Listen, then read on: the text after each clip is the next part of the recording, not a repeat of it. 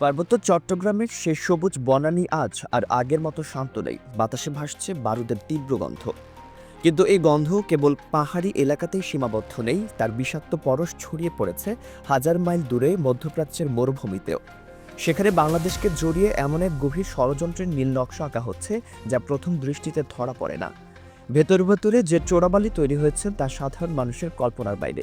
আজ আমরা সেই অন্ধকারের পর্দা সরিয়ে ভেতরের আসল ছবিটি দেখার চেষ্টা করব, যেখানে জাতীয় নিরাপত্তা এবং আন্তর্জাতিক রাজনীতির এক জটিল ও বিপজ্জনক সমীকরণ তৈরি হচ্ছে, যার প্রভাব সরাসরি পড়তে যাচ্ছে আমাদের উপর। শুরুটা করা যাক আমাদের ঘরের কথা দিয়ে। পার্বত্য চট্টগ্রামের পরিস্থিতি হঠাৎ করে কেন এত উত্তপ্ত হয়ে উঠল? সেখানকার বাতাসে বারুদের গন্ধ কেন এত তীব্র? বাংলাদেশ মিয়ানমার সীমান্তে আবারও যে চরম অস্থিরতা দেখা দিয়েছে তা কোনো সাধারণ সীমান্ত সংঘর্ষ নয়। এর গভীরে লুকিয়ে আছে অনেক বড় কোনো ষড়যন্ত্র। এই অস্থিরতার মূল কারিগর হল মিয়ানমারের সশস্ত্র বিদ্রোহী গোষ্ঠী আরাকান আর্মি। পরিস্থিতি এমন বিপজ্জনক পর্যায়ে পৌঁছেছে যে মিয়ানমারের বাংলাদেশ সীমান্তের পুরো অংশটি এখন দেশটির সেনাবাহিনীর হাতছাড়া হয়ে আরাকান আর্মির পূর্ণ নিয়ন্ত্রণে চলে গেছে। আর এই নিয়ন্ত্রণ হাতে পাওয়ার পর থেকেই তাদের মতিগতিতে এক ভয়ঙ্কর পরিবর্তন লক্ষ্য করা যাচ্ছে। এখন তারা বাংলাদেশকে আর কোনো পাত্তাই দিতে চাইছে না। বাংলাদেশ বর্ডার গার্ড বা বিজিবিকে তোয়াক্কা না করার এক ধৃষ্টতাপূর্ণ মনোভাব তাদের মধ্যে স্পষ্ট হয়ে উঠেছে। সবচেয়ে আতঙ্কের বিষয় হলো আরাকান আর্মি অত্যন্ত গোপনে বাংলাদেশের ভূখণ্ডের ভেতরে ঢুকে সীমান্তে একের পর এক মাইন পুঁতে রাখছে। এই মাইনগুলো এক একটি মরণ ফাঁদ হয়ে অপেক্ষা করছে নিরীহ মানুষের জন্য। শুধু মাইন পুঁতেই তারা ক্ষান্ত হয়নি, সীমান্তের ওপার থেকে লক্ষ্য করে গুলি ছুটছে নিরীহ শিশু ও সাধারণ নাগরিকদের উপর। তাদের এই আগ্রাসী মনোভাব আর ব্যাপরোয়া আচরণ দেখে নিরাপত্তা বিশ্লেষকদের মনে গভীর প্রশ্নের উদ্রেক হয়েছে। তারা কি তবে পার্বত্য চট্টগ্রাম দখল করার মতো দুঃসাহস দেখাচ্ছে? হঠাৎ করে পার্বত্য অঞ্চলে এই যে উত্তেজনার পারদ চড়তে শুরু করেছে তা কোনো বিচ্ছিন্ন ঘটনা নয়। দেশের ভেতরেও এই আরাকান আর্মির সাথে মিয়ানমার সেনাবাহিনীর চলমান সংঘর্ষের জের ধরে সীমান্ত জুড়ে ছড়িয়ে পড়েছে তীব্র আতঙ্ক।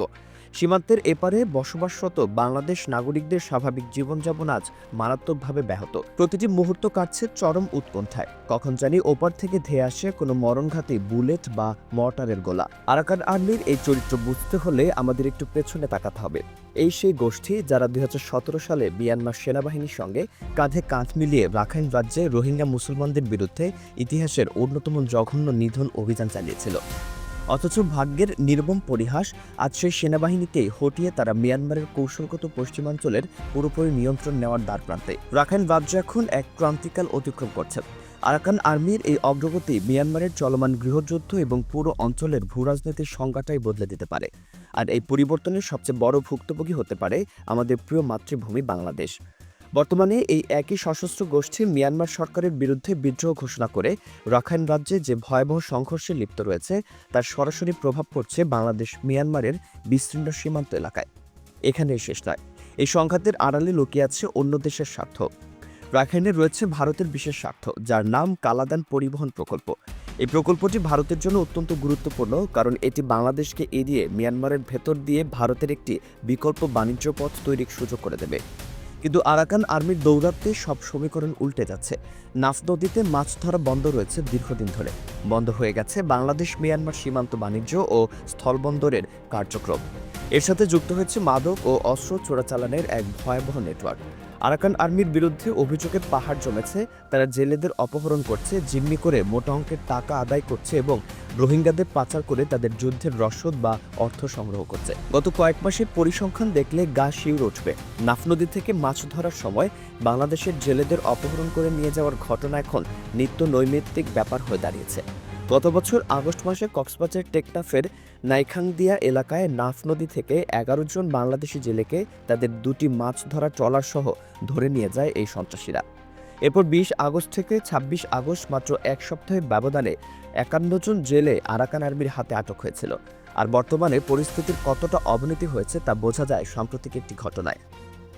হোয়াইকেং সীমান্ত এলাকায় চলমান সংঘর্ষের সময় বিদ্রোহীদের ছোড়া গুলিতে লম্বাবিল এলাকার হুজাইফা নামের এক নিষ্পাপ শিশু আহত হয়। নিজ দেশের মাটিতে দাঁড়িয়ে ভিনদেশের সন্ত্রাসীদের গুলিতে শিশু আহত হওয়ার মতো ন্যাক্কারজনক ঘটনার প্রতিবাদ ও ক্ষতিপূরণের দাবিতে তেতসি ব্রিজ এলাকায় স্থানীয় বাসিন্দারা মানববন্ধন কর্মসূচি পালন করতে বাধ্য হয়েছে। নিরাপত্তা উপদেষ্টা খলিলুর রহমান ওয়াশিংটনে যুক্তরাষ্ট্রের রাজনীতি বিষয়ক under secretary of state Allison Hooker ও সহকারী পররাষ্ট্রমন্ত্রী পল কাপুরের সঙ্গে এক বৈঠক করেন। প্রধান উপদেষ্টার প্রেস উইং জানিয়েছে, সেই বৈঠকেই এই আগ্রহের কথা প্রকাশ করা হয়েছে।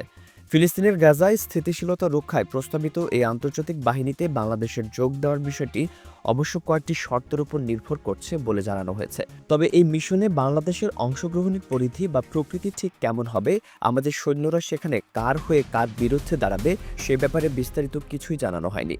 মার্কিন পররাষ্ট্র দপ্তর থেকেও এ বিষয়ে তাৎক্ষণিক কোনো মন্তব্য পাওয়া যায়নি, যা রহস্যকে আরও ঘনীভূত করেছে। ওই বৈঠকে দুই পক্ষের মধ্যে আলোচনায় বাংলাদেশের ব্যবসায়ীদের জন্য ভিসা সহজ করা ছাড়াও রোহিঙ্গা ইস্যু এবং বাংলাদেশের আসন্ন নির্বাচনের বিষয়গুলো উঠে এসেছে বলে জানা গেছে। গাজার বর্তমান পরিস্থিতি এবং সেখানে সৈন্য পাঠানোর প্রেক্ষাপটটি একটু ঝালিয়ে নেওয়া যাক। গত অক্টোবরে গাজায় যুদ্ধবিরতি কার্যকর হওয়ার পর নভেম্বরের মাঝামাঝি সময়ে জাতিসংঘের নিরাপত্তা পরিষদে একটি প্রস্তাব গৃহীত হয়। ওই প্রস্তাবে তথাকথিত বোর্ড অফ পিস এর সহযোগী দেশগুলোকে গাজায় একটি অস্থায়ী আন্তর্জাতিক স্থিতিশীলতা বাহিনী গঠন করার অনুমোদন দেওয়া হয়। কিন্তু যুদ্ধবিরতির এই চুক্তিটি প্রাথমিক পর্যায়ের পর আর সামনে এগোতে পারেনি। সংকীর্ণ এই ভূখণ্ড থেকে ইসরায়েলি সেনারা সরে যাওয়ার পর সেখানে হামাস ফের তাদের নিয়ন্ত্রণ প্রতিষ্ঠা করেছে। যুদ্ধবিরতির পরবর্তী ধাপের কঠিন শর্তগুলো নিয়ে ইসরায়েল ও হামাস উভয় পক্ষই এখনও অনড় অবস্থান রয়েছে এবং একে অপরের বিরুদ্ধে চুক্তি লঙ্ঘনের অভিযোগ আনছে।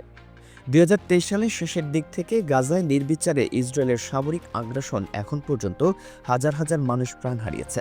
এই সংঘাতের ফলে সেখানে চরম খাদ্য সংকট দেখা দিয়েছে এবং অভ্যন্তরীণভাবে বাস্তুচ্যুত হয়েছে গাজার পুরো জনগোষ্ঠী। এমন এক পরিস্থিতিতে যুক্তরাষ্ট্রের নেতৃত্বাধীন বাহিনীতে বাংলাদেশের যোগ দেওয়ার আগ্রহ প্রকাশ করাটা নিঃসন্দেহে এক বড় চমক এবং একই সাথে শঙ্কার বিষয়। কারণ আমেরিকা ঐতিহাসিকভাবে ইসরায়েলের ঘনিষ্ঠ মিত্র। তাদের নেতৃত্বে গঠিত কোনো বাহিনীতে যোগ দেওয়া মানে পরোক্ষভাবে ইসরায়েলের স্বার্থ রক্ষা করা হবে কিনা তা নিয়ে জনমনে প্রশ্ন ওঠা স্বাভাবিক। যুক্তরাষ্ট্রের প্রেসিডেন্ট ডোনাল্ড ট্রাম্প প্রস্তাবিত এই আন্তর্জাতিক বাহিনীতে বাংলাদেশের অংশগ্রহণের আগ্রহ নিয়ে আলোচনায় গভীর উদ্বেগ জানিয়েছে বাংলাদেশ ফিলিস্তিন সংহতি কমিটি। গতকাল রবিবার কমিটি এক বিবৃতিতে তাদের এই উদ্বেগের কথা জানায়। একদিকে সীমান্তে আরাকান আর্মির মাইন আর বুলেটের শব্দ, অন্যদিকে গাজায় সৈন্য পাঠানোর মতো ঝুঁকিপূর্ণ পররাষ্ট্রনীতি, এই দুইয়ের জাতাকলে পিষ্ট হতে যাচ্ছে কি বাংলাদেশ?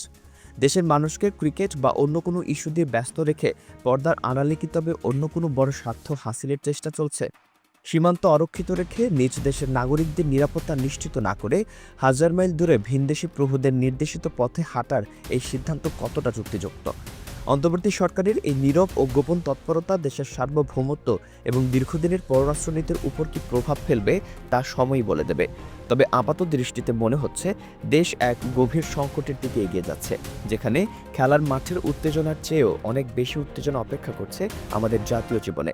মুস্তাফিজের বলের দিকে তাকিয়ে থাকা জাতি হয়তো টেরই পাচ্ছে না তাদের পায়ের তলার মাটি কতটা সরে যাচ্ছে, কিংবা তাদের মাথার উপর দিয়ে কতটা বিপজ্জনক ঝড় বয়ে যাওয়ার প্রস্তুতি চলছে। সীমান্তে বারুদের গন্ধ আর ওয়াশিংটনের গোপন বৈঠকের নথিপত্র সব মিলিয়ে এক শ্বাসরুদ্ধকর পরিস্থিতির সৃষ্টি হয়েছে, যার শেষ কোথায় তা কেউ জানে না।